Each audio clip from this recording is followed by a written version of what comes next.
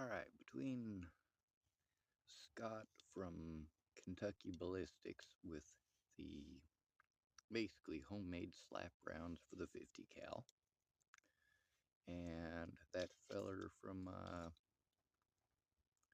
Ballistic High Speed who blew out an RPG 7,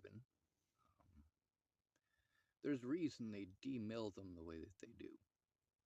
They make you weld in a rod, and then they cut a hole that's about the size of the bore in the side of it.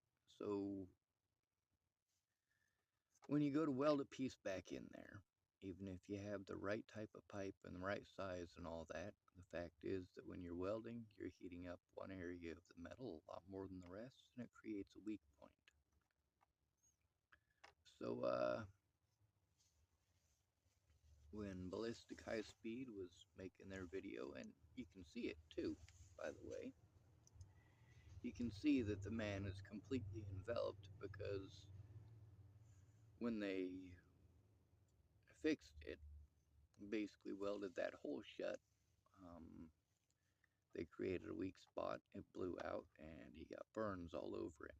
And then, of course, there's Scott from Kentucky Ballistics, when he was messing around with them slap rounds in his 50 cal.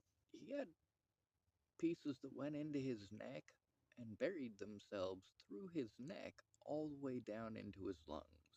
So, yeah, messing around with that stuff, these guys are showing that if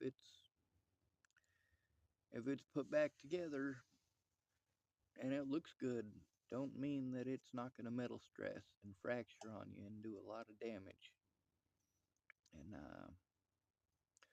there's also a lot of these videos, and I've been paying attention to them because of a lot of the hate that's actually coming from these channels recently.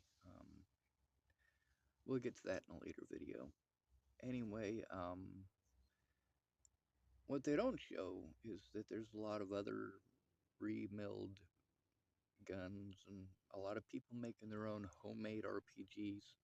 Just because you saw it on YouTube don't mean it's a good idea. Keep the idea in your head, but don't go blowing your hand or your head off because you saw something on YouTube.